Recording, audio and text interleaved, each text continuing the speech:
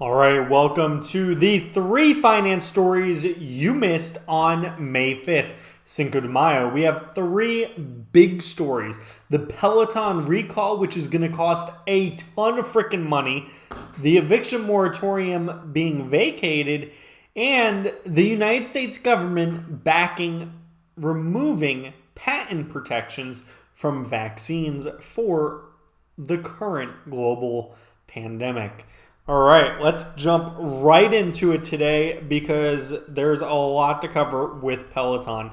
Now, as everyone knows, Peloton has been having some bad press recently over some incidents where people have been injured, and in one case, a child fatality. And several weeks ago, they had actually released a press release saying that there's nothing wrong with their machines. They don't believe them to be faulty. However, today, they made a different kind of statement. In fact, they're now going to be recalling all 145,000 of the treadmills that they sold. That's a lot, okay? 145,000 of them at an average price of $4,700 and something dollars. Now, when you do the math, that comes out to about $575 million. And that's just in refunds. Now, they say they're going to refund people. Now, how exactly are you getting them back? Well, I can tell you the consumer's not paying for that shipping. So I'm pretty sure that $575 million just in refunds may be a bit higher. Now, let's go through this article from the New York Times. Peloton is recalling its Tread Plus and Treadmills, the at-home fitness company said on Wednesday. Less than a month, right? So earlier I said how they had come back less than a month ago. They were fighting against the U.S. Consumer Product Safety Commission. The U.S. Consumer Product Safety Commission had stated that there were dozens of issues. They even issued an urgent warning to people because they felt it was that dangerous. Now, the problem is that Peloton did not want to admit it, and I don't blame them. It's hard to say without a doubt that your product is causing injuries or your product is the reason why somebody died. And there's 145,000 of them out there, and it is a daunting task to come up with how you're going to make things right, not just with the families that... Oh, I'm sorry. Sorry about that, guys.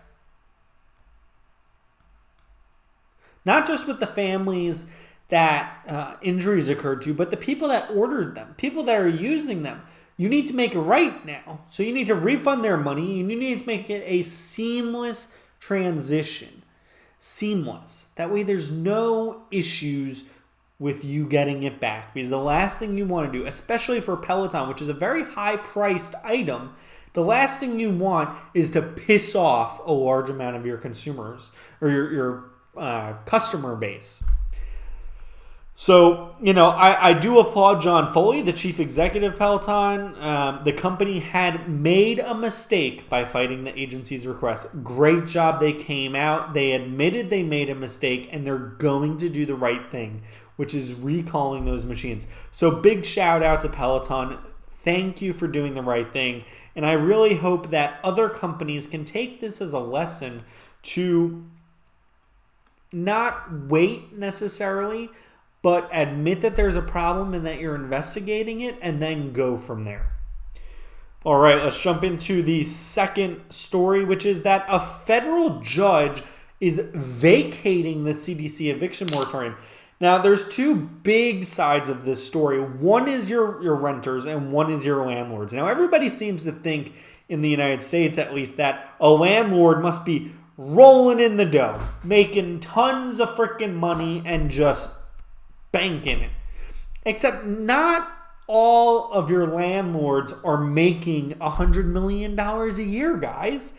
Most landlords, at least the majority that I know of, own 1 to 5 to 10 properties. They don't live in a Crystal Palace or in a mansion. And they go around and they're renting these properties out as a way to make income, as a way to provide for their family and, provide some living arrangements for people. I would much rather live in a house than in an apartment. And these people are taking a risk. The landlords have taken a risk to buy that house and rent it out. 99% of them still owe money on the places that they're renting out. So what happens when you have a person living somewhere that's not paying and the landlord still owes money on it? What, do you think the bank is not going to take that property back? That's what I thought. They are going to take it back. The bank always gets their money. So when the renter doesn't pay the landlord and the landlord can't pay the mortgage company, now you see where the issues come in. Now this is big. Now it's not just for renters, right? Or for landlords, those individuals, but it's also for banks and mortgages. Right now you have a small supply of houses on the market. You have people that they're looking for somewhere to live and they can't find anywhere because there are no houses. Well, now that this eviction moratorium is being vacated, I guarantee you that you're going to start seeing more eviction and foreclosure homes on the market. Now let's read through this really fast. The ruling was a win for a coalition of property owners and realtors who brought one of several challenges. The question for the court is a narrow one. Does the Public Health Service Act grant the CDC the legal authority to impose a nationwide eviction moratorium? It does not.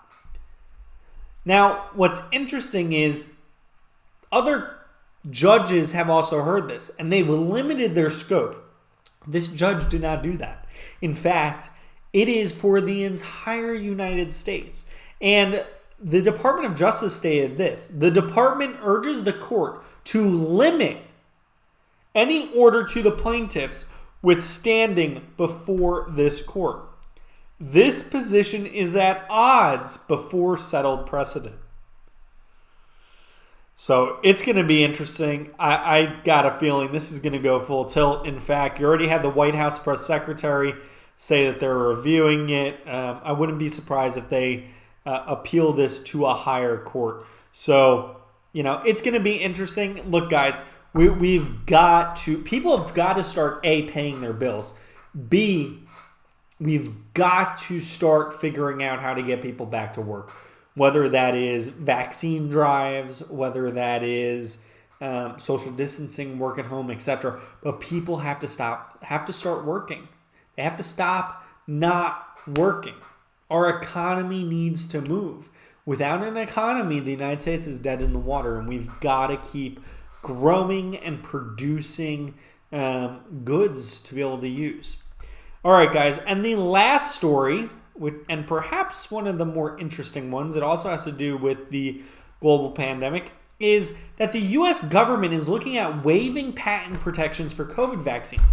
Now, this is interesting, right? Because this kind of waiver, it would give the ability to export the roadmap or the guide on how to build the vaccine for COVID. And I got a feeling that this is going to go through. This is a global pandemic.